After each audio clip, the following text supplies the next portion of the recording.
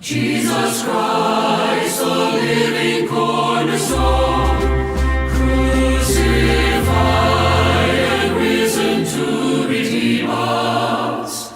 We adore and worship Him alone.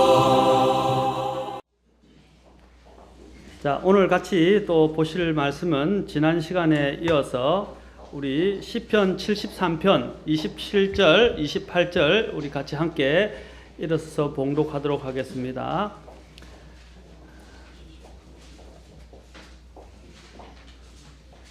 시편 73편 27절, 28절.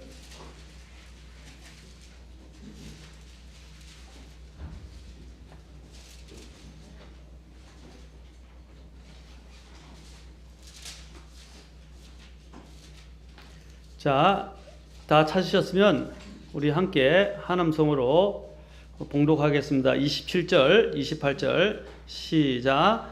보소서, 주를 멀리하는 자들은 망하리니 주를 떠나 음행의 길을 가는 모든 자들을 주께서 멸하셨나이다. 오직 하나님께 가까이 나아감이 내게 좋사오니 내가 주 하나님을 신뢰하였으므로 주께서 행하신 모든 일을 밝히 보이리이다. 아멘. 기도하겠습니다. 하나님 아버지, 오늘 이 시간 주님이 사랑하시는 성도들을 모으시고 또한 경배를 받으실 때에 하나님께서 또한 준비하신 말씀과 또한 복으로 채워주시고 주님의 영을 통해서 우리의 마음들을 일깨우시고 깨닫게 하시고 또한 주님 앞에 더 나아갈 수 있고 주님과 가까이 나아갈 수 있는 시간이 되도록 도와주십시오. 오늘 함께 이 자리에 여러 가지 사정으로 함께하지 못한 성도들도 기억하시고 다음에는 꼭 같이 함께 와서 함께 이러한 주님이 주시는 놀라운 복들을 누릴 수 있도록 도와주시기를 원합니다. 이 시간을 온전히 주님 앞에 의탁하오니 악한 영들이 틈타지 않도록 도우시고 또한 지켜주시고 또 인도해 주시옵소서. 말씀하옵소서. 우리가 듣겠나이다. 예수님의 귀한 전함을 받들어 기도합나이다. 아멘. 앉으시겠습니다. 제가 지난번에 도표를 보여드렸는데 그 도표를 다음 시간까지 해야 될 것 같아요. 다음 시간에는 제가 전에 보여드린 대로 성도들에게는 그룹들이 서클이 있다고 말씀드렸습니다. 500명부터 시작해서 심지어는 1명에 이르기까지 이런 주님을 중심으로 서클들이 형성됐다고 그러는데 그 서클들과 관련된 부분들의 도표들을 여러분들에게 제가 보여주면서 그 서클이 어떤 것들을 뜻하며 또 그 그룹에 속한 사람들은 어떤 종류의 사람들인지 우리는 어디에 속해야 하는지에 대해서 더 자세히 살펴보겠지만 오늘은 그것들을 자세히 살펴보기 전에 무엇보다도 또 좀 더 우리가 곧 좀 생각해 봐야 될 부분들을 저는 오늘 같이 말씀을 통해서 나누고 싶습니다. 나는 주님께 얼마나 친밀한 성도인가? 나는 주님께 얼마나 친밀한 성도인가? 오늘 우리 이 본문의 말씀을 통해서도 우리가 잘 알 수 있듯이 제가 서두에도 말씀을 드렸습니다. 주를 멀리하는 자들은 망할 것이다 라고 주님이 결론적으로 말씀하십니다. 주를 멀리하는 것은 사실 우리에게 큰 손실입니다. 그리고 우리의 복을 다 놓치는 것입니다. 그리고 주를 멀리하고 주님을 떠나가는 사람들을 뭐라고 했습니까? 음행하는 자다라고 그래요. 음행의 길을 가는 사람들이다 라고 말하고 있습니다. 음행이 무엇입니까? 음행이 뭐예요? 예, 자신에게 배우자와 그렇죠? 자신에게 합당한 사람과 관계를 갖지 않고 다른 사람과 관계를 갖는 것을 이야기합니다. 그렇죠?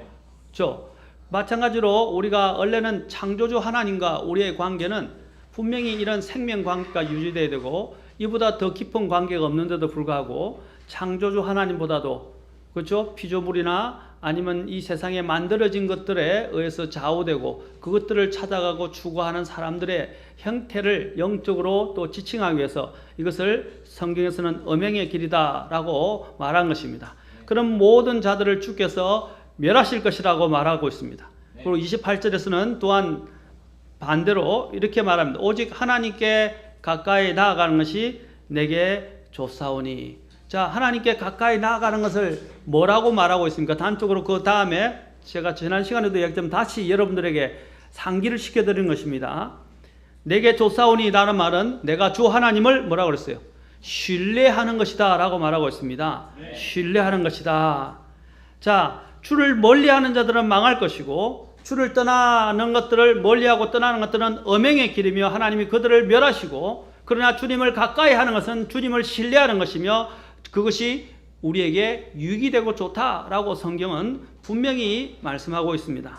우리가 주님께 가까이 하게 되면 많은 복을 누리게 됩니다. 주님을 만나고 또 주님을 교제하는 복을 누리게 되고 또 하나님의 사랑을 받는 복을 누리게 되고 또 재산을 상속받고 하나님께서 우리에게 주시고자 하는 그 우리의 삶의 창고가 채워지는 복을 누리게 되고 또 주님을 두려워하는 자에 대해서 주님은 장수를 약속하고 있습니다. 물론 장수가 어떤 예외적인 경우에 하나님의 특별한 어떤 계획 때문에 장수하지 못하고 주님을 섬기지만 짐 엘리엇처럼 순교를 하는 사람들도 있지만 대개 보편적으로 보면 주님을 두려워하고 주님을 가까이 두는 사람들에게 하나님은 생명의 연장을 주십니다. 특히 히스기야가 주님 앞에 기도했을 때 15년이나 생명이 연장된 것을 여러분이 아닙니다. 많은 사람들이 주님 앞에서 또한 자신들의 죄를 회개하고 주님께 긍휼을 구했을 때 생명의 연장을 받고 고침을 받고 또 생명이 연장된 것들을 보게 됩니다. 요한복음 14장 21절에서 말씀하시기를 내 명령들을 가지고 그것을 지키는 자가 나를 사랑하는 자니 나를 사랑하는 자는 내 아버지께 사랑을 받을 것이요. 또 예수님께서 나도 그렇게 말씀드립니다. 예수님께서 나도 그를 사랑하여 그에게 나를 나타내리라. 하나님은 자신의 명령을 지키고 사랑하는 자들을 사랑하신다고 그랬어요. 그리고 또한 그를 사랑해서 그에게 또한 자식이 자신을 계시하시겠다고 약속을 하셨습니다. 이게 얼마나 엄청난 것입니까? 우리가 어떻게 감히 하나님을 베아릴 수 있고 하나님을 우리가 영접할 수 있고 또 하나님과 함께 교제할 수 있겠습니까? 하나님을 본다는 것은 엄청난 거예요. 이전에는 여러분 이스라엘 백성들이 하나님을 볼 수가 없었어요.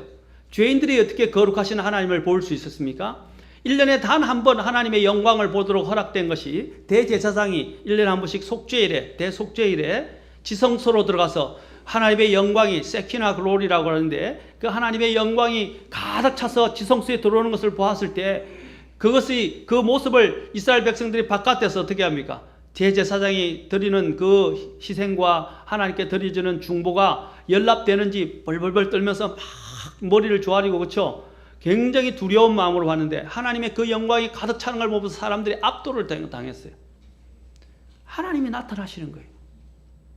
그 하나님의 나타나심을 목격하는 것은 엄청난 일입니다. 잠언 8장 17절에서는 나를 사랑하는 자들을 내가 사랑하리니 일찍 나를 찾는 자들이 나를 만나리라. 나를 사랑하는 자들을 어떻게 하냐? 주님이 또한 여기서 사랑하시겠다라고 말씀하셨어요. 그리고 나를 존중히 여기는 자를 또한 주님께서 존중히 여기겠다. 전 시간에 살펴봤죠. 그리고 또한 일찍이란 말이 뭡니까? 사실은 이 말은 누구보다도 먼저 이런 뜻도 있고요. 그렇죠? 또 어떤 것보다도 가장 먼저 이런 뜻도 있습니다. 그렇죠? 그 어떤 것보다도 먼저 주님을 찾는 사람. 일찍 일어난 새가 벌레를 먹이를 찾는다 그래. 먹이를 그렇죠? 찾는다 그랬어요. 그게 부지런함에 대해서 영어 속담에 되어 있습니다. 우리도 가장 무엇보다도 주님을 먼저 찾는 자들에게 하나님은 분명히 약속을 하셨습니다. 나가 그를 만나리라 고 하셨어요. 일찍 나를 찾는 자들이 나를 만나리라. 주님은 만나 주시겠다고 하셨어요. 여러분 탕자가 회개하고 자기 아버지의 품으로 돌아갔을 때 아버지가 어떻게 했어요? 목을 빼고 기다리고 있었죠. 그러니까 탕자가 저 멀리서 오는 걸 보고 어떻게 해요? 달려가서 그를 맞이하고 그를 씻겨주고 새 옷을 입혀주고 새 반지를 주고 그렇죠? 새 신을 신겨주고 그를 환대했습니다. 하나님은 자신을 찾는 자들을 외면하시지 않습니다.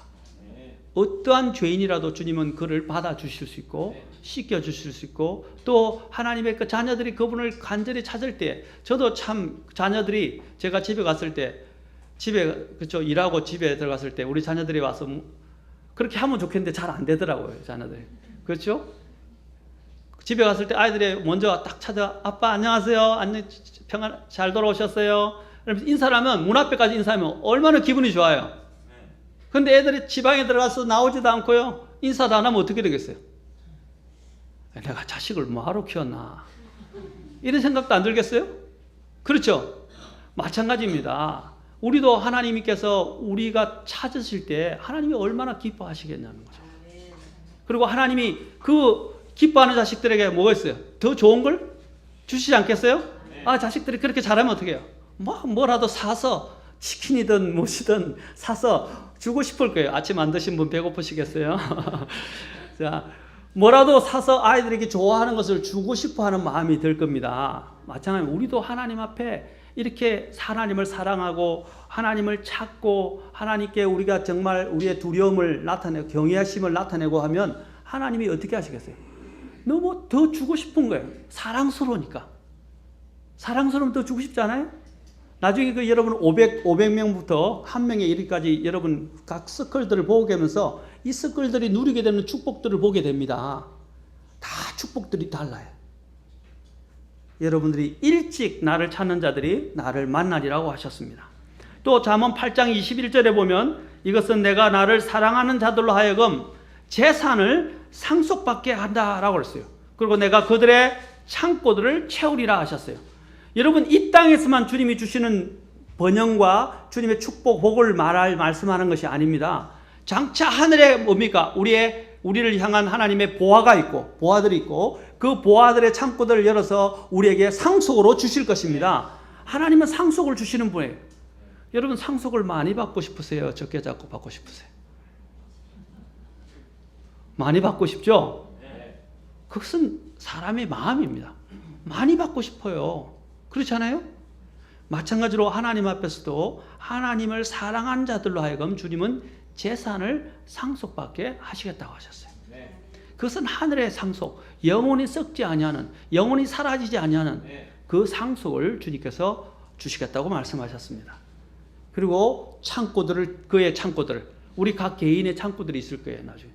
그 창고들을 주님께서 채우시겠다 하셨습니다. 그리고 디모데후서 4장 8절에 보면 또 이렇게 말씀하십니다.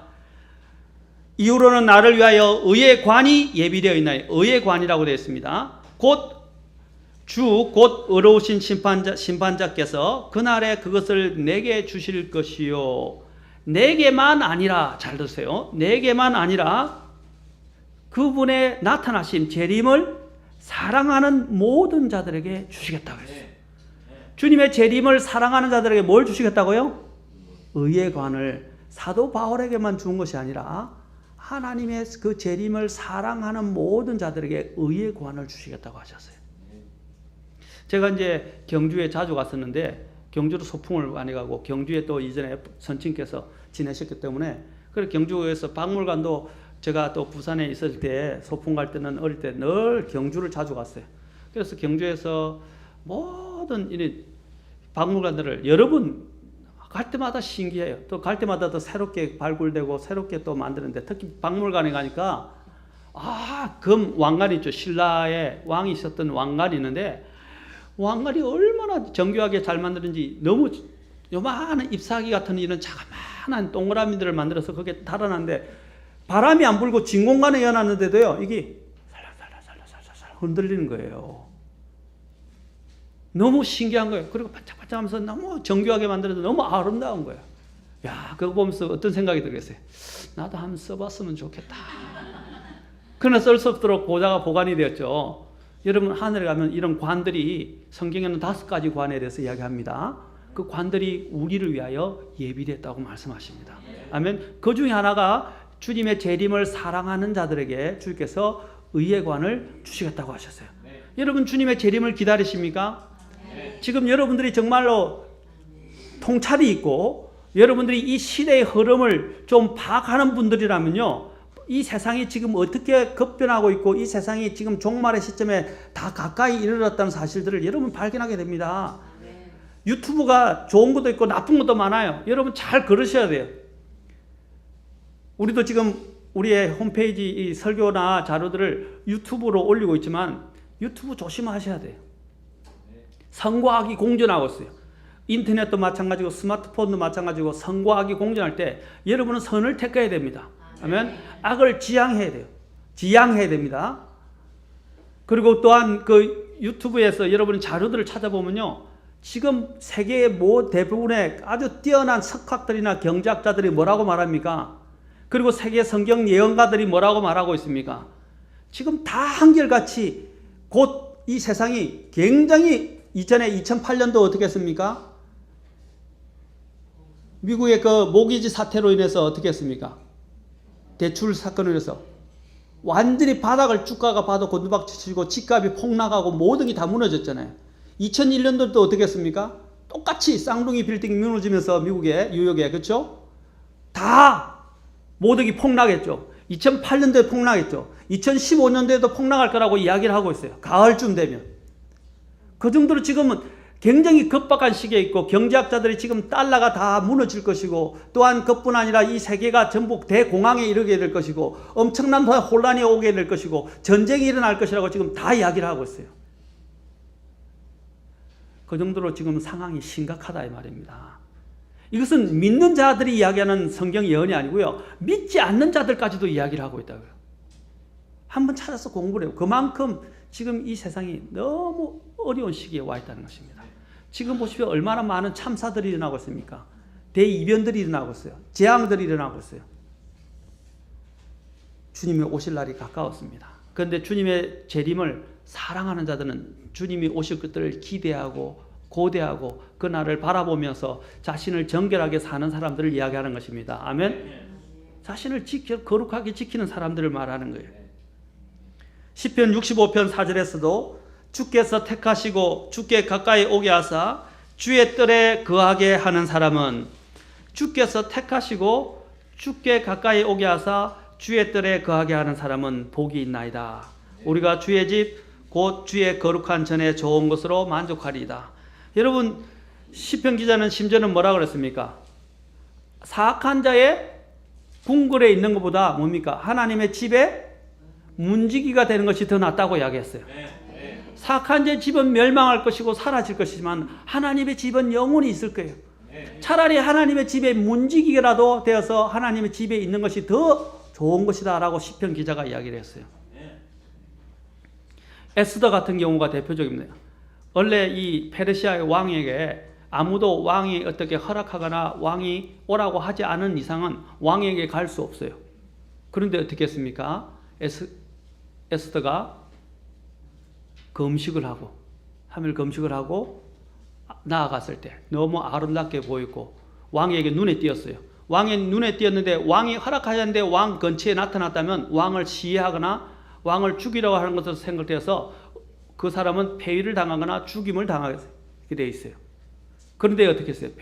페르시아 왕 앞에 에스더가 하나님 앞에 기도하고 난 다음에 나아갔을 때 너무 아름답게 보이게 됐고 왕이 어떻게 했습니까? 자기의 가까이 오게 하고 가까이 오게 한 다음에 어떻게 했어요? 자신의 왕의 호를 내밀어서 그것들을 그가 범했던 죄에 대해서도 용서받게 하고 그에게 뭐라고 했어요? 내 왕국의 절반이라도 줄 테니까 이야기해보라 라고 이야기했어요. 그게 왕에 가까이 가는 사람의 특전을 이야기하는 것입니다. 특권을. 사랑하는 성도 여러분, 여러분이 주님께 가까이 나가면 엄청난 특권을 누리게 되고 주님의 복을 향유하게 됩니다. 이것은 세상 사람들이 줄 수 없는 것이에요. 세상이 생각도 할 수 없는 것이에요. 주님이 우리를 위해서 하늘에 예비하신 건 뭐라 그랬어요? 눈으로도 보지 못했고 귀로도 듣지도 못했으며 마음으로도 깨닫지 못한 하나님께서 그것들을 우리를 위해서 예비하셨다고 말씀하십니다. 네. 사랑하는 성도 여러분, 주님께 가까이 가는 것은 황홀 그 자체예요. 여러분들이 이렇게 멋있는 그때 한 성전을 가보셨나요? 그 들어가면 들어가고 싶어져요. 특히 저는 유럽을 안 갔는데 그림을 많이 봤는데 그 그림에 보면 그 유럽에 있는 이런 아주 유명한 이런 옛날 고딕 형태로 되어 있는 그런 건물들이 있어요. 그 건물들을 보면 로코코 바로코 시대에 있던 그 건물들을 보면 너무 멋지고 웅장해요. 정말 들어가면 압도를 당한다고 합니다. 그 당시에 지어진 특히 이런 그 캐톨릭이지만은 가톨릭 이런 건물들까지도 보면요. 너무너무 아름답다고 그래요. 그 아름다움에 압도를 당한다고 합니다. 여러분들이 주님 안에 들어가면 들어갈수록 전에도 제가 전 시간에 얘기했지만 주님의 아름다움에 취하게 되고 주님의 아름다움에 압도를 당하게 돼 있어요. 다른 것들이 눈에 보이지 않아요. 사도 바울이 천국에 갔다 오고 난 다음에 어떻게 됐습니까? 천국에 갔다 온 다음에 셋째 하늘에 자기가 갔다 왔다 그랬어요. 갔다 오고 난 다음에 어떻게 했어요? 차라리 그곳에 살고 싶었다고 그랬어요. 그러니까 그곳에 있지만 자기의 목적이 있어서 하나님이 그를 다시 이 땅에 살게 하셨고, 그러나 그의 마음은 어디 있어요? 너무 아름다운 것을 보고 나니까 어떻게 해요? 이 세상의 것들이 다 배설물로 여겨지는 거예요. 하늘의 것들은, 하나님의 것들은 너무너무 아름다운 것이에요. 여러분이 지금은 그것을 지금 눈으로는 못 보지만 믿음의 눈으로 볼 수 있고, 여러분이 하나님을 가까이 두게 되면요, 이 세상이 줄 수 없는 평안과 기쁨으로 하나님이 우리의 마음들을 일깨우시고 하나님을 알아가는 그 기쁨이 얼마나 큰지에 대해서 이야기를 하고 있단 말입니다. 사랑하는 성도 여러분, 여기서 뭐라고 그랬습니까? 주의 뜰에 거하게 하는 사람은 복이 있다라고 말씀하시고, 또 주의 직, 주의 거룩한 전에 좋은 것으로 만족할 것이다 라고 말했습니다. 여러분, 주님께 가까이 나가는 것은 우리에게 엄청난 복입니다. 그리고 특권입니다. 하나님께 가까이 나아가는 것들을 여러분 소홀히 하지 마십시오. 매일매일 나의 삶이 주님께 더 가까이 가는 삶이 되어야 할 것입니다. 그러면 하나님과 교제의 즐거움이 있고, 또 하나님의 말씀 속에서 오는 그 생명의 기쁨이 있고, 또 경배를 통해서 하나님과 만나는 그 기쁨이 있고, 또 감사와 찬양을 통해서 만나는 그 교제가 있게 되면 내 안에 하나님이 세상이 줄 수 없는 이런 안에 영적인 힘이 막 용솟음 치는 것을 보게 됩니다. 그리고 주님의 권능이 내 안에 나타나게 되고, 또한 우리는 열매 맺을 뿐 아니라 응답받는 생활을 하게 됩니다.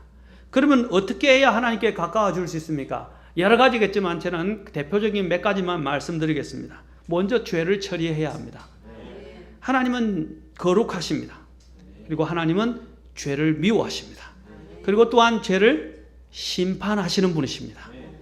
이 죄의 문제를 반드시 해결해야 합니다. 이사야서 59장 2절에 보면 오직 너희 불법들이 너희와 너희 하나님 사이를 갈라놓았고 너희 죄들이 그분의 얼굴을 너희에게 숨겼으므로 그분께서 듣지 아니하시리라.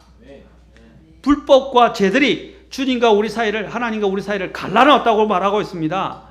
우리는 이야기합니다. 감옥에 들어가거나 큰 죄를 지었거나 간음을 하거나 도둑질을 하는 것은 죄라고 생각합니다. 여러분, 죄는 그것만, 우리의 마음속에 있는 죄들도 많아요. 마음으로 간음하고, 마음으로 살인하고, 마음으로 다른 사람을 미워하고, 마음으로 또한 여러 가지 욕심을 부리고, 그 모든 것들이 다 죄예요. 양심을 속이는 것도, 거짓말하는 것, 그것은 하나님 앞에 다 죄입니다. 시편 66편 18절에서 내가 마음속으로 불법에 관심을 두면 주께서 내 말을 듣지 아니하시리라. 기도 응답도 막히게 돼 있어요. 불법을 마음에 두면, 불법에 관심을 두면 죄가 하나님과 우리 사이를 멀어지게 만드는 것입니다. 그러므로 무엇보다도 먼저 우리는 하나님 앞에 가기 위해서 죄의 문제를 해결해야 합니다. 우리는 죄의 문제에 민감해야 합니다. 현대 사회는 성도들이 이 죄에 대해 둔감하도록 만들고 양심을 무뎌지게 만드는 것들로 태산을 이루고 있어요. 우리로 하여금 주님의 이 거룩함과 영광을 보지 못하게 하는 것들로 가득 차 있습니다. 사랑하는 성도 여러분, 하나님은요, 작은 죄든 큰 죄든 가리지 않습니다. 죄는 하나님 앞에서 다 가정한 것이고 하나님이 미워하시는 것이고 하나님이 심판하시는 것이라는 것을 기억하셔야 돼요. 그러려면 우리가 어떻게 됩니까? 죄에 대해서 민감해야 됩니다. 그리스도인들은 이 죄의 문제들을 심각하게 생각해야 하고 즉각 죄를 지을 때마다 어떻게 해요? 바로 처리해야 합니다. 여러분, 성경에는 7가지 심판이 있어요. 제가 그걸 다음에 쭉 하겠지만 그 7가지 심판 중에 하나가 가장 큰 뭡니까? 주님이 죄를 심판하시기 위해서 갈보리 십자가에 죽은 것이죠. 그렇죠. 그러나 성경에는 또 다른 심판인데 뭐냐면 바로 우리 성도들이 날마다 주님 안에서 예수님의 보혈을 힘입어서 항상 어떻게 해요? 자기를 죄를 자백하고 주님 앞에서 그 죄를 그때그때마다 해결받는 거예요. 우리가 구원의 영원한 형벌로부터 구원은 받았지만 아직 죄는 살아있고 죄는 우리를 계속해서 어떻게 해요? 공격하고 우리를 압도하고 또 우리보다 권능이 많아서 우리를 죄짓게 만들고 있어요. 맞습니까? 그러면 어떻게 해요? 지금 물론 주님께서 우리를 영원히 죄를 용서하시는 죄의 형벌로부터는 용서하셨지만 아직도 죄의 권능은 살아있고 우리를 죄짓게 한단 말이에요. 그럼 이 죄지었던 이 죄를 어떻게 해야 돼요? 해결받아야 돼요. 그래서 주님의 보혈이 지금도 살아서 역사하고 있는 거예요. 주님의 피는 썩지 아니한 피입니다. 주님의 피는 영원히 살아서 우리를 위해서 효력을 발생한다 이 말입니다. 얼마나 감사해요. 세상 사람의 피는 죄인이기 때문에 그 피는 다 썩어요. 그러나 주님의 피는 썩지 않고 우리를 위한 영원한 죄를 씻는 효력을 발생합니다. 그래서 우리는 어떻게 해야 돼요? 죄를 지을 때마다 빨리 즉각 주님 앞에 가서 주님 앞에 죄를 자백하고 죄의 문제를 해결받아야 합니다. 만약에 여러분이 걸어갈 때다 죄가 생각나거나 혹시 눈으로 범죄하거나 이렇게 되면 어떻게 해요? 아, 주님 죄송합니다. 잘못했습니다. 용서해 주십시오. 화장실에 앉았을 때도 또 갑자기 생각난다. 누웠을 때도 생각난다. 즉각 우리가 어떤 데는 알지 못하고 지었다가 나중에 알게 되는 때도 있어요. 주님이 생각을 성령을 통해서 일깨워 주실 때마다 어떻게 돼요? 즉각 죄를 자백하셔야 돼요. 심지어는 내가 누구를 미워했던 죄가 생각났다면, 용서하지 못한 생각났다면, 세상의 끝 부정한 것들을 만진 것들이 생각났다면 그때마다 어떻게 해요? 자백하셔야 돼요. 민감하셔야 된단 말입니다. 민감. 저는 이 통증에 대해서 굉장히 민감해요. 원래 이 살이 약간만 살을 이렇게 해도 좀 알레르기 반응이 일으켜서 살이 부어오르고요. 빨갛게 돼서 제가 사실은 때를 못 밉니다. 이 때 수건으로 때를 밀면 전체가 벌게지면서 부어올라요. 그래서 때를 안 밀고 비누로 해서 얇은 수건으로 살살 마사지 하듯이 해서 이렇게 때를 벗겨내고 이렇게 합니다. 그래서 통증에 민감하니까 이제 의사가 전에 갔는데 제가 수술을 한 번 했는데 쇼크를 먹었어요. 너무 통증이 민감해 통증이 다른 사람보다 많아서 금방 쇼크가 와서 쓰러졌어요. 그래서 큰일 날 뻔했죠. 그 정도로 통증에 민감한데 저는 제가 통증에 대한 민감 그래서 또 이 잠잘 때도 소리에도 또 민감해요. 그래서 죄송하면 너무 우스갯소리지만 바퀴벌레 기어가는 소리도 듣고요. 모기가 날아다니면 잠을 못 자요. 또 시계가 짝짝짝짝 소리가 나도 잠을 못 자요. 그래서 저는 그것 때문에 살이 안 찌는가 했더만은 로버트 우트만도 시계 소리만 들어도 잠을 못 잔다더라고요. 덩치가 이렇게 큰데 죄송합니다. 그렇게 민감한 소리나 이런 부분에 민감한 사람이 있다 하더라고요. 저도 그렇게 굉장히 예민해서 잠을 잘 깨고 누군가가 바스락만 거려도 잠을 깨요. 그렇게 깊이 잠을 못 자게 되고 예민한데 제가 말씀드린 것은 우리가 이런 나에게 해가 될 것을 제가 예민한 것처럼 우리가 주님이 싫어하시는 이 죄에 대해서도 민감해야 된다는 겁니다. 아멘. 왜냐하면 나를 구속하신 나를 사랑하신 하나님이 그 죄를 싫어하시고 그 죄 때문에 자신의 독생자 예수 그리스도를 아끼지 않으시고 이 땅에 보내셔서 나를 대신해서 그 죄의 형벌을 받아 죽게 하셨던 것입니다. 아멘. 주님께서 말씀하셨어요. 너희가 한 홀이라도 갚지 아니하면 그곳에서 나오지 못할 것이라고 그랬어요. 여러분이 죄를 짓는 순간 어떻게 됩니까? 여러분은 빚쟁이가 되는 거예요. 죄의 빚에 허덕이게 되는 것입니다. 작은 빚이라도 마찬가지예요. 요즘 사람들이 이상하죠? 뭐 100만 원을 빌려도 안 갚는 사람도 많지만은 100원짜리 빌린 거, 10원짜리 빌린 거는 아무렇지 않게 생각을 해요. 빌린 거는 뭡니까? 그 빚이에요. 그거 갚아야 됩니다. 맞습니까? 큰 거는 갚으려고 하는데 작은 거는 안 갚으려고 그래요. 그리고 잊어버려요. 하나님은요, 우리는 작은 것에 대해서 안 갚고 잊어버려도 뭐 되는지 모르겠지만 하나님은 안 잊어버렸어요. 하나님은 다 기억하십니다. 그러면 하나님 앞에서 이 빚을 어떻게 해결합니까? 주님의 보혈을 힘입어서 빨리 주님 앞에 나가서 자백하고 해결받으시기 바랍니다. 순간순간마다. 그래서 이제 유다서 1장 23절에 보면 뭐라고 말합니까? 다른 사람들은 불에서 끄집어내어 두려움을 가지고 구원하되. 자, 잘 들으세요. 유다서 1장 23절에서 육체로 더러워진 옷조차도 미워하라 그랬습니다. 육체로 더러워진 옷조차도 미워하라. 굉장히 강하게 말씀하고 있죠. 우리가 심지어는 옷조차도 미워할 정도로 그 죄에 대해서 미워해야 합니다.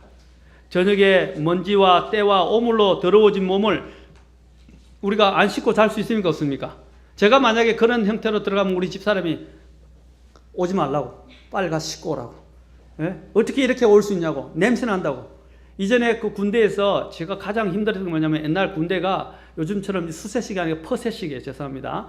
퍼야 돼요. 이렇게 퍼야 돼요. 그래서 1년 하면 여기 큰 밑에 똥통이 있어서, 죄송합니다, 그 안에다가 모아놨다가 한 번씩 와서 퍼가잖아요. 근데 그 퍼는데 이제 어떤 사람들이 하냐면요, 벌점을 받거나 얼차를 받거나 군대에서 문제를 일으킨 사람들을 어떻게 해요? 징계의 수단으로 그 똥 퍼는 작업을 시킵니다. 근데 그거 하고 나면요, 온몸에 냄새가 가득 차고 다 튀어가지고 씻고 해도요, 냄새가 안 빠져요. 냄새가 안 빠지면 어떻게 돼요? 침상에 오면 고참들이, 야 절로 가, 야 너 절로 가, 오지 마, 막 다 피해가요. 냄새 때문에. 그 냄새가 나고 오염물이 있으면 당연히 같이 있을 수가 없는 거예요. 마찬가지입니다. 제가 극단적인 예를 들은지 모르지만 하나님 앞에 죄는 이 오물보다 더한 더러움을 갖고 있어요. 그래서 하나님께서 우리가 이런 오물을 가지고 오늘 뒤집어 쓴 채 더러움으로 가득 찬 채 주님 앞에 나오면 어떻게 합니까? 하나님이 받지 않는, 기뻐하지 않으십니다. 그러나 하나님은 그것을 완전히 냄새까지 안에 있는 모든 오물들을 완전히 깨끗하게 표백하고 깨끗하게 할 수 있는 주님께서 수단을 주셨는데 그것이 뭡니까? 바로 예수 그리스도의 보혈입니다. 아멘. 예수님이 그 피가 아직도 효력이 있고 그 피를 힘입어서 우리는 하나님 앞에 나아갈 수 있는 것입니다. 요한일서 1장 9절에서 말씀하십니다. 만일 우리가 우리의 죄들을 자백하면 그분께서는 신실하시고 의로우셔서 우리의 죄들을 용서하시며 모든 불의에서 우리를 깨끗하게 하시느니라. 그러면서 앞에서 바로 그 보혈에 대해서 언급을 합니다. 주님의 피가 깨끗게 한다는 것입니다. 그래서 시편 139편 23절과 24절에 보면 말씀하십니다. 오 하나님이여, 시편 기자가 이렇게 말합니다. 나를 살피사 내 마음을 아시고 나를 시험하사 내 생각들을 아시옵소서. 어디요? 마음, 내 생각, 내 안에 어떤 사악한 길이 있는지 보시고, 내 안에 어떤 사악한 길이 있는지 보시고 나를 영존하는 길로 인도하소서. 내 마음을 살피라고 말해요. 여러분 아까 죄에 대해서 민감하라고 그랬죠. 여러분의 마음을 늘 살펴야 돼요. 아멘. 그게 그리스도인입니다. 그게 경건한 그리스도인이고 거룩한 그리스도인의 삶을 가는 가장 기초예요. 늘 우리의 마음을 살펴야 돼요. 내 안에 죄가 있는지 없는지, 불순종하는 것이 있는지 없는지, 하나님을 대적하는 것이 있는지 없는지, 내가 잘못하고 있는 것이 없는지를 늘 우리는 살펴봐야 돼요. 만약에 있다면 어떻게 해요? 바로 주님 앞에 자백하고 해결을 해야 합니다. 고린도전서 5장 7절부터 8절 같이 읽겠습니다. 고린도전서 5장 7절 8절.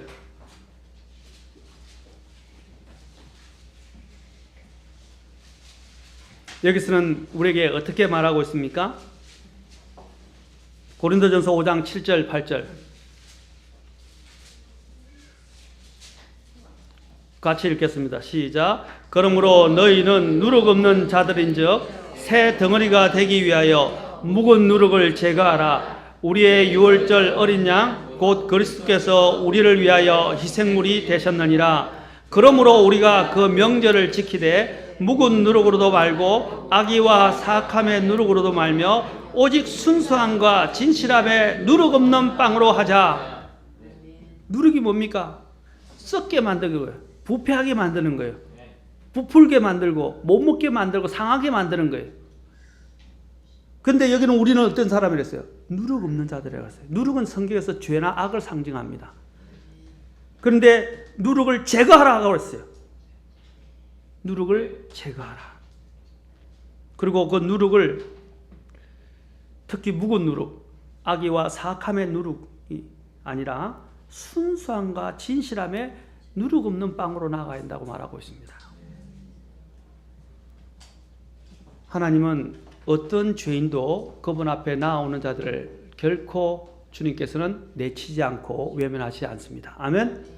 어떤 죄인도 하나님의 긍휼이 더 크기 때문에 그를 다 감싸 안을 수 있어요. 어머니의 사랑이 자식의 어떤 불법이나 죄에 대해서도 어떻게 해요? 그를 다 감싸 안을 수 있는 그 어머니의 사랑처럼 하나님의 사랑은 더 커서 더 위대해서 어떤 죄인의 죄도 다 듣고 다 용서하실 수 있는 것입니다. 아멘. 나는 하나님이 용서 못할 것 같아. 그건 마귀가 주는 거예요. 하나님은 진실하게 통회하고 그분 앞에 죄를 자백하고 아파하면서 나오는 자들의 죄를 다 용서하시는 분입니다. 아멘. 죄를 지었다 그러면 나는 안 돼. 나는 또 죄 지었어. 나는 인간이 안 될 것 같아. 사탄은 너는 네가 그래서 그리스도인이야? 너는 멸망받을 거야. 너 이제 하나님 앞에 가도 하나님 안 받아줄 거야. 사탄은 그렇게 속삭입니다. 그럴 때 우리는 어떻게 해야 돼요? 뭘 믿어야 돼요? 주님이 이루어주신 그 보혈의 능력을 믿고 또 하나님이 오늘 약속하셨던 약속을 믿고 또 뭘 믿으라 그랬어요? 요한일서 1장 9절에 보면 그분께서는 신실하시고 어려우셔서 하나님은 신실하십니다. 아멘. 하나님이 약속을 통해서 오라 그러면 죄를 용서하시겠다고 하셨어요, 안 했어요? 하나님이 명령하셨으면 그 명령을 믿고 그 말씀하셨으면 그 말씀을 믿고 나가면 돼요. 아멘. 우리의 구원도 내가 잘해서 한 게 아니라 하나님의 말씀을 믿고 내가 하나님을 의탁하고 나아갔기 때문에 구원받는 거예요. 맞습니까? 우리의 행위는 없어요. 우리가 해야 할 것은 무엇입니까? 하나님의 신실하심을 믿는 겁니다. 하나님은 신실하다 말은 약속하신 것, 성경에 죄를 용서하시겠다 약속하셨잖아요. 그분께 나오는 자들, 그 약속을 믿고 나온 자들 어떻게 해요? 주님은 그 약속을 지키신다는 거예요. 사람은 거짓말자이지만 하나님은 참되십니다. 하나님은 신실하신 분이에요. 그래서 하나님은 신뢰할 수 있는 분입니다. 시편 34편 18절에서 말씀하십니다. 주께서는 상한 마음을 가진 자들에게 가까이 계시며 통회하는 영을 가진 자들을 구원하시는도다. 아멘. 주께서는 상한 마음을 가진 자들에게 가까이 계신다 그랬어요. 여러분 상한 마음 뭡니까? 마음을 자신이 알고 원통이 알고 자기의 잘못을 깨닫고 아파하면서 주님 앞에 나아오는 사람들, 주님은 그 사람 가까이 계신다라고 말씀합니다. 그리고 그것을 통회하고 주님 앞에 자백하고 나오면 주님이 그를 구원하신다고 말씀하십니다. 하나님은 죄를 미워하시고 심판하시는 분이시만 회개하는 사람들을 용서하시고 그에게 가까이 오시는 분이다. 다윗과 바울도 믿음의 영웅들도 다 죄를 범했지만 그들이 어떻게 했습니까? 이런 겸손하고 통회하는 영을 가졌을 때 주님께서는 그들을 가까이 두시고 그들을 용서하셨습니다. 인간의 눈으로 볼 때 제가 늘 강조하죠. 인간의 눈으로 볼 때 사울이 더 큰 범죄를 한 것 같아요? 다윗이 더 큰 범죄를 한 것 같아요? 사울이 우리가 인간의 관점에서 볼 때는 작은 죄들만 지은 것 같죠. 아무것도 아닌 것. 다윗은 어떻게 했어요? 간음했죠? 살인했죠? 수많은 사람들의 피를 흘렸죠? 맞습니까? 그런데 하나님은 다윗을 뭐라고 했어요? 내 마음에 합한 사람이라고 그러셨어요. 왜 그랬을까요? 사울은요, 자신의 자그마한 죄들이나 자신이 하는 죄에 대해서 회개하지 않았어요. 계속 합리화했어요. 그러나 다윗은 어떻게 했어요? 하나님이 죄를 일러주시면 그가 지었던 그 죄들 바로 즉각적으로 자백하고 더 이상 그 죄를 지으려 하지 않았고 하나님을 가까이 두려고 했다는 것입니다. 인간은 다 죄인이에요. 다 문제가 있어요. 죄를 짓는 문제가 물론 하나님께서 기뻐하시지 않는 문제지만 죄를 지어도 우리에게서 가장 중요한 것이 무엇입니까? 빨리 죄에 대해서 민감하고 죄에 대해서 통회하고 죄를 주님 앞에서 자백하고 죄를 버리는 거예요. 그러면 하나님 그 사람을 사랑하십니다. 아무리 선하게 눈에 선해 보이도요, 자신의 죄를 갖고 있고 죄를 해결을 받지 않고 죄를 계속 하나님 앞에 버티면서 갖고 있는 사람은 하나님 기뻐 안 하세요. 사랑할 수가 없어요. 자신의 죄를 자백하고 버리는 자들 주님은 긍휼로 덮으시고 그를 가까이 두십니다. 그래서 우리는 죄를 처리한 다음에 마음을 순결하게 해야 합니다. 야고보서 4장 8절 봅시다. 야고보서 4장 8절. 지난 시간에도 우리가 읽었지만 죄를 이제 처리하고 난 다음에 어떻게 됩니까? 마음을 순결하게 해야 합니다. 야고보서 4장 8절. 같이 읽겠습니다. 야고보서 4장 8절. 시작. 하나님께 가까이 나아가라. 그리하면 그분께서 너희에게 가까이 오시리라. 너희 죄인들아 너희 손을 정결하게 하라. 두 마음을 품은 자들아 너희 마음을 순결하게 하라. 자 보십시오. 하나님께 가까이 나가면 하나님께서 가까이 오시겠다고 약속하시고, 근데 제일 먼저 아까 죄인들아 라고 얘기했죠. 너희 손, 바로 죄를 자백하고 빨리 해결하라는 거죠. 두 번째로는 뭐라고 그랬습니까? 두 마음을 품은 자들아 너희 마음을 순결하게 하라. 마음을 깨끗이 정리하고, 여기서 순결하는 단어는 순수와도 연결되어 있는데 뭡니까? 전에 제가 전 시간에도 했죠. 한 가지 마음을 갖는 거예요. 우리가 일편단심이라고 이야기하죠. 맞습니까? 전에도 제가 이야기했지만 제가 저희 집 사람을 두고 딴 사람을 쳐다보면 어떻게 되겠어요? 두 마음이죠. 예. 더 크게 하세요. 우리 항지사님 안 그러시죠? 자, 여보 하는 소리 안 듣겠죠? 자, 여러분 그렇게 하나님께서 우리가 다른 마음을 갖고 두 마음을, 세상에 대해서 마음을 두고 있고 죄악의 마음을 두고 있으면 주님께서 그것을 순수하게 받아들일 수가 없어요. 그것은 순수한 것이 아니에요. 두 마음을 품은 자들에게 경고하시기를 마음을 순결하게 하라라고 말씀하십니다. 이 성경에서는 여러분 깨끗한 양심에 대해서 굉장히 많이 이야기합니다. 제가 다 찾지는 않았지만 여러분들에게 성경에서 얼마나 깨끗한 양심, 선한 양심 에 대해서, 순수한 양심에 대해서 얼마나 자주 이야기하는지 아십니까? 디모데전서 1장 특히 목회서 신에 많이 나와요.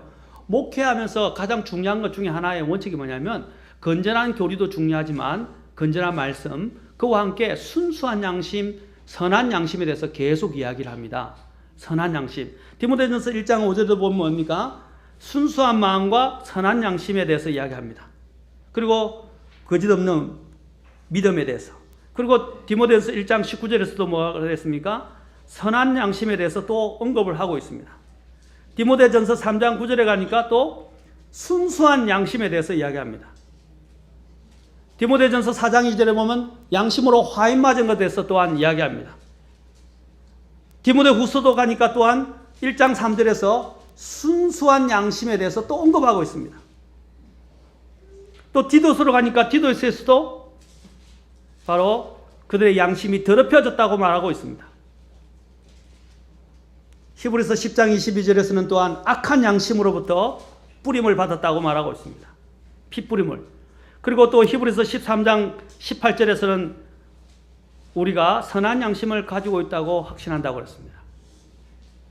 베드로전서 2장 9절 같이 한번 19절 같이 읽어보겠습니다. 이거는 베드로전서 2장 19절. 자, 여기도 보면 2장 19절에서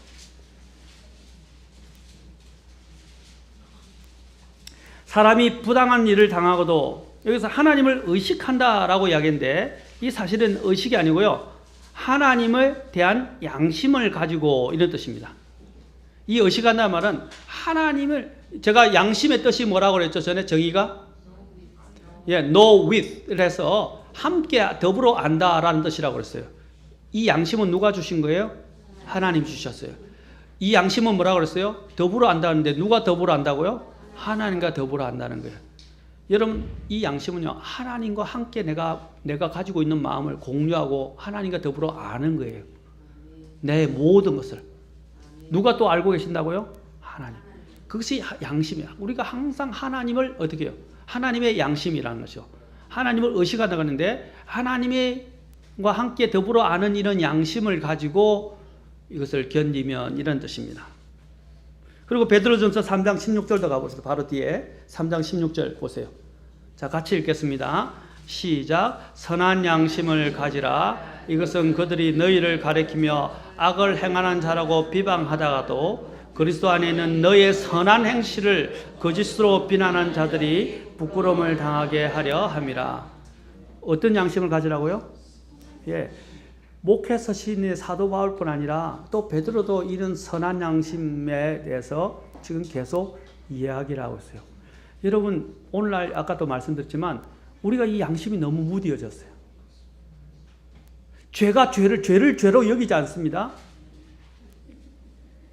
요즘 세상이 어떻게 돼 있어요? 이사야서에서 이야기하는 것처럼 악을 선하다고 하고 선을 악하다고 부르는 세상이에요.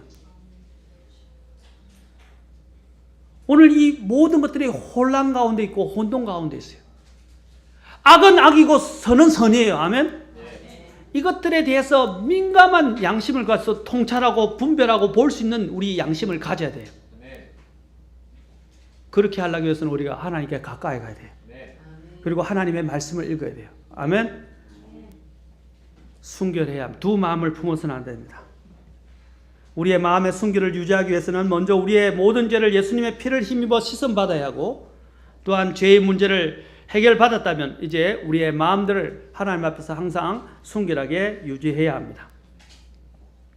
그러기 위해서는 하나님과 지속적인 교제가 필요해요. 여러분이 오늘 예배 오신 거 잘한 거예요. 날씨 좋다고 놀러가고 오지도 않는 사람들 많아요. 여러분이 이 교회에 오는 이유가 뭡니까? 성도 안에서, 주님 안에서 교제하고, 또 주님의 말씀을 들으면서 어떻게 내 마음을 자꾸 순수하게 갖고 나가는 거예요. 순결하게. 아멘? 우리는 죄에 편향되어 있잖아요. 그렇죠? 내가 내 자신이 혼자 하는 것들이 내가 잘못된지 몰라요. 그런데 다른 사람이 친구가 있으면 어떻게 해요? 좋은 친구는. 제가 전에 친구에 대해서 이야기했죠? 야, 너 이렇게 하면 안 된다. 너는 모르지만 이것들이 얼마나 큰 문제를 일으키고 다른 사람의 상처를 주는지 아느냐. 이렇게 이야기해주면, 내가 생각 못했는데 다른 사람의 입장에서 생각해보니까 그렇더라고요. 그런 것처럼 주님 안에서 이렇게 성도들이 교제하는 것이 뭡니까? 서로를 권면하고, 그렇죠? 서로를 돌아보고, 또 서로를 세워주고, 서로를 주님 앞에서 바르게 나아가도록 만들어주는 것입니다. 아멘. 네. 특히 목사님의 설교들이 바로 그런 부분들을 여러분을 일깨워주는 거예요. 네. 비록 아플 수 있어요. 여러분, 친구가 주는 충고는 아픕니다. 그러나 그 충고는 뭡니까? 나를 진정으로 위하기 때문에 나를 바로잡아주기 위해서 하는 거예요. 마찬가지로 여러분 목회자들이 하나님의 말씀에 입각해서 여러분의 죄를 지적하고 경고하고 또 여러분들을 회개하게 하고 여러분들을 또한 하나님께로 돌이키게 만들려고 강한 메시지를 전할 때 들을 때 싫어요. 이 본성은 싫어할 수밖에 없어요. 저도 저희 집사람이 옆에 있어요. 자꾸 이렇게 좋은 말로도 이렇게 하게 되면요 싫어요. 그런데 어떻게 해요? 싫으나 그것이 바른 것이라면 들어야 됩니다. 그런데 이제 이해하지만 우리 자매님들이 남편에게 조언을 해줬을 때 한 번만 존중하게 조언을 하고 2번 이상은 하지 마세요. 하지 마세요. 남자들은요 오히려 그렇게 하면 자존심이 더 털어져요. 하고 싶은 마음이 싹 사라지면서 남자들은 참 심보가 못 되는 게 있어요. 뭐냐 2번, 3번 이야기하면요 자존심 상해서 그냥 옳은 건데도 불구하고 안 들어버려요. 그게 지혜입니다. 자매님들 지혜예요. 들으셨죠? 네, 여보 2번, 3번 하지 마세요. 자, 이렇게 하나님이 주시는 부분에서 우리가 주시는 부분에서 민감해야 됩니다. 우리가 주님이 말씀을 전해줄 때 또 어떤 설교를 통해서나 성경을 통해서 볼 때 내게 위로가 되는 구절만 빨간 줄 하이라이트를 긋지 마세요. 형광펜으로. 주님이 경고하시고 주님이 나를 아프게 하지만 내 안에 있는 패부와 내 안에 있는 깊은 마음속에 있는 엄밀한 것까지 드러내실 때 어떻게 됩니까? 줄을 꺾고 회개하고 돌이켜야 됩니다. 아멘.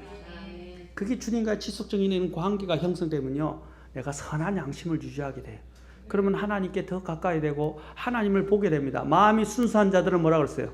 그가 하나님을 볼 것이요 라고 그랬어요. 아멘.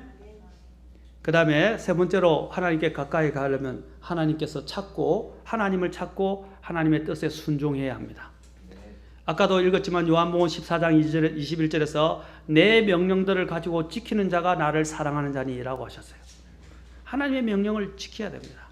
그리고 나를 사랑하는 자는 내 아버지께 사랑을 받을 것이요 나도 그를 사랑하여 그에게 나를 나타내리라. 주님의 명령에 순종해야 합니다. 우리는 순종의 자녀들이에요. 이제는 불순종의 아들들 위에 역사하는 영을 따랐으나 지금은 우리는 순종의 자녀로 구원받았고 순종의 자녀가 되었어요. 아멘. 우리 안에는 이전에는 거역하는 것들만 가득 찼지만 예수님을 믿었을 때 순종의 영이 우리 안에 들어와서 우리가 새 사람 가운데 있게 됐어요. 아멘. 이 새 사람은 순종의 영이에요. 이 순종의 영은 뭡니까? 내 안에 두 가지 마음이 공존해요. 하나님을 대적하려는 마음, 하나님 말씀을 듣지 않으려는 마음. 그리고 또 하나는 뭡니까? 새 사람이 이제 들어와서 새 사람이 안 돼. 하나님께 나는 순종해야 돼. 하나님이 나를 이렇게 사랑하셔서 하나님의 명령은 나를 위한 것이야 하고 어떻게 해요? 이 두 마음이 싸우게 돼요. 근데 여러분이 주님과 계속 교제를 하게 되면 어떻게 해요? 이 순종의 영이 더 커지게 됩니다. 아멘? 더 강해지게 돼요. 맞습니까? 그러면 여러분 이길 수 있어요. 그리고 하나님이 기뻐하시는 삶을 살 수 있습니다. 주님은 자신을 찾는 자들을 결코 외면하시지 않고 그에게 반드시 찾아가시고 보상하시는 분이십니다. 아까도 읽었지만 주님이 주님께 가까이 오게 하사 주의 뜰에 거하게 하는 사람은 복이 있도다. 그리고 내가 나를 사랑하는 자로 하여금 재산을 상속받게 하고 그들의 창고를 채워주리라 하셨습니다. 우리가 하나님과 친밀한 삶을 살기 위해서는 하나님을 찾는 마음이 필요합니다. 하나님을 찾아야 됩니다. 시편 145편 18절 같이 한번 봅시다. 두 가지 말씀만 한번 또 읽어보고 이제 정리하겠습니다. 시편 145편 18절 여기 보면 주님께서 말씀하십니다. 주께서는 145편 18절 주께서는 자신을 부르는 모든 자 곧 진리 안에서 자신을 부르는 모든 자에게 가까이 계시는도다. 뭐라고 했어요? 진리 안에서 자신을 부르는 자들. 자신을 부르는데 어디 안에서요? 진리 안에서 부르는 모든 자에게 가까이 계시는도다. 아멘. 주님을 섬기는데요. 여러분 일반 교회 사람들이 참 순수한 분들이 많아요. 기성교단교회. 근데 문제가 뭐냐면 기성교단교회와 우리의 차이가 뭐예요? 우리가 우리 자신을 차별하고 그들을 냉대하는 건 아닙니다. 그들과 우리의 차이점이 뭐예요? 그들은 순수하긴 한데 진리 안에 있지 않아요. 그러니까 여자 집사도 두고요. 그렇죠? 유아 세례도 주고요. 막 성경이 말하지 않는 직분들을 남발하고요. 뭐 이런 문제들이 생기고 있는 거예요. 그 순수함은 주님이 받으시지만 그들이 행했던 그 희생에 대해서 주님이 받으시겠어요? 안 받으시겠어요? 그거는 불법이에요. 여자 목사가 아무리 설교를 잘한다고 해서 그 여자 목사를 주님께서 그에게 나중에 하나님께서 영광의 관을 주시겠어요? 아니에요. 하나님이 여자 목사를 두신 적이 없는데 여자가 목사 노릇을 하고 있고 또 여자가 교회에서 주관하고 가르치고 그렇게 하면 하나님이 기뻐하시겠냐고요. 그건 불법이에요. 진리 안에서 해야 돼요. 아멘. 제가 이렇게 강하게 들릴지 모르지만 오늘날은 하나님의 법 없이 자기 마음대로 하나님을 섬긴단 말입니다. 하나님은 법을 주셨어요. 그러면 구원을 받아야 될 사람들이 예수님 없이 구원을 받을 수 있나요? 지금 다원주의적 구원이 나오고 있잖아요. 예수님 없이도 구원이 된다고 가르치고 있는 요즘 사람들이 많아요. 종교 다원주의. 그것뿐 아니라 마찬가지예요. 하나님의 말씀 없이 말씀 안에도 있지 않은데 그 사람들을 축복하고 하나님이 받아주시고 하나님이 일하신다 그러고 아니에요. 하나님은 분명히 말씀해요. 주의 뜻을 행하지 않는 사람은 뭐래요? 다 불법을 행하는 자들아 라고 말해요. 내가 주의 이름으로 뭘 했고 중요하지 않아요. 주님 뭐랬어요?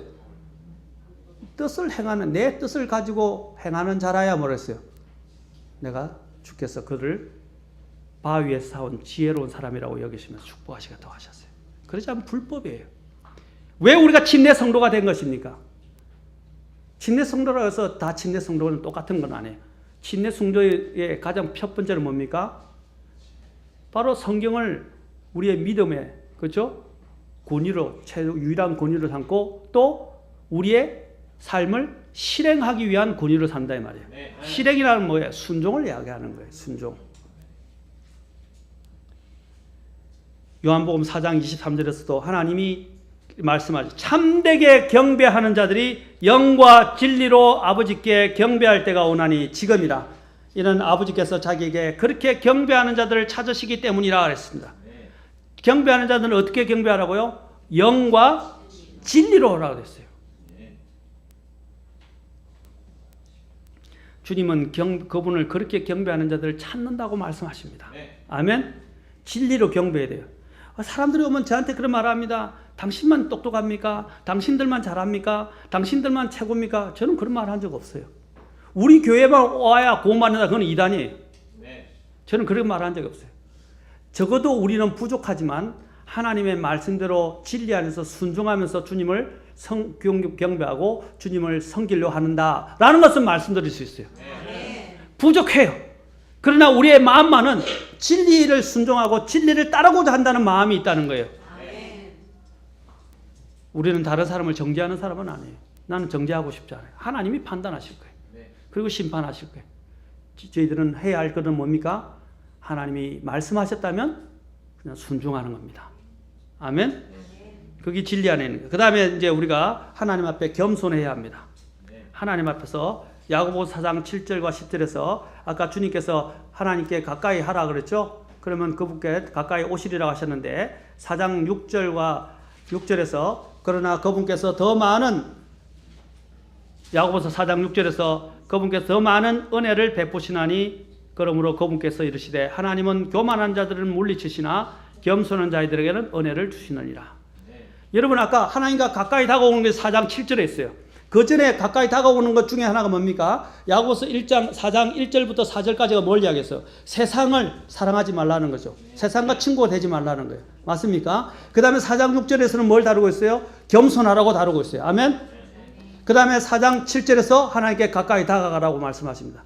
그 다음에 4장 8절 그 뒤에서 또 뭐라 합니까? 4장 7절에서 그러므로 하나님께 복종하라고 했어요. 그리고 마귀를 대적하라. 그래야면 그가 너에게서 도망하리라. 하나님께 그 다음에 뭐라고 했어요? 복종하라가 됐어요. 순종만큼 하나님이 기뻐하시는 것이 없습니다. 미가서 6장 7절부터 8절까지. 자, 미가서 6장 7절부터 8절. 이거는 같이 읽겠습니다. 미가서 다니엘, 호세아, 요엘, 아모스, 오바다, 요나, 미가 이렇게 되어 있습니다. 자, 미가서 6장. 또 신약 찾으신 분은 없으시죠?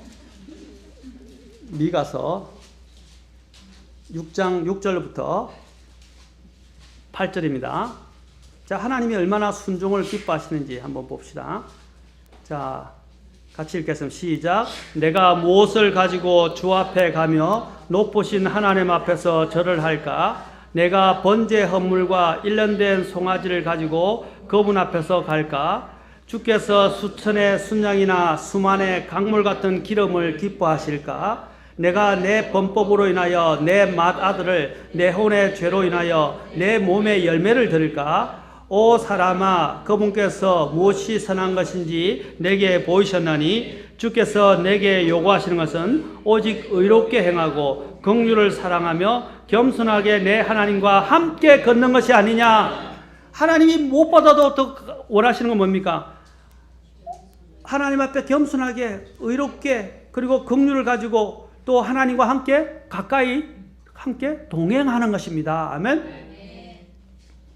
그것을 워낙 하나님이 원하시는 거예요. 사무엘이 사울에게 주께서 주의 음성에 순종하는 것만큼 번제 헌물과 희생물을 크게 기뻐하시나이까? 보소서, 순종이 희생 헌물보다 낫고 귀를 기울이는 것이 순양의 기름보다 나으니. 아멘. 네. 여러분이 더 어떤 것보다 가정장에 순종하는 거예요. 네. 이 그리스도인들은 순종의 영을 길러야 돼요. 네. 아멘. 순종의 영이 들어왔어요. 이제 이것이 내 안에서 나를 완전히 인도하도록 순종의 영을 길러야 돼요. 주님과 더 가까이 하면 할수록 이 순종의 영이 내 안에 더 강하게 역사합니다. 순종하면요 힘든 게 아니에요. 오히려 기뻐져요. 이상하게 안에서 샘솟는 세상이 줄 수 없는 기쁨과 평안이 막 나타나고요. 하나님의 권능이 나한테 임하는 걸 느끼게 되고요. 이 세상이 막 당당해져요. 그런데 순종 안 하면 어떻게 해요? 항상 위축돼요. 맞습니까? 위축됩니다. 오늘 하나님께서 어떻게 해야 우리가 주님 앞에서 주님께 가까이 나아갈 수 있는가를 지금 오늘 여러 가지를 통해서 말씀해 주셨습니다. 첫째, 죄를 처리하라. 두 번째, 죄를 처리하고 난 다음에 마음을 순결하게 유지하라. 세 번째, 하나님을 찾고 하나님의 뜻에 순종하라 라고 말씀드렸습니다. 그리고 순종하고 또 하나님 앞에 겸손하고 그 다음에 하나님께 아까 복종해야 한다. 사랑하는 성도들, 이것을 통해서 주님께 더 가까이 나가고 주님이 가까이 나가면 주님의 그 가까운 복들을 여러분들이 경험하시고 주님의 그 아름다움과 주님의 영광과 주님이 우리에게 주시는 것들을 정말로 경험하시는 저와 여러분이 되길 바랍니다. 다음 시간에는 여러분이 잊지 마시고 여러분이 꼭 오셔서 도표를 통해서 제가 말씀드린 대로 500명부터 1명에 이르기까지 이 그룹들이 각각 영적으로 어떤 것을 의미하고 이런 사람들은 어떤 종류의 사람인지 하나님이 사도 요한을 어떻게 특별하게 대우하셨는지를 우리가 성경 전체를 통해서 쭉 그 그룹별로 살펴보도록 하겠습니다. 오셔서 그 도표와 함께 내가 어디에 서 있는가, 나는 사도 요한의 지점에 있는지 70명에 서 있는지 500명의 무리에 서 있는지를 한번 점검해 보시는 시간이 되었으면 좋겠습니다. 기도하시겠습니다.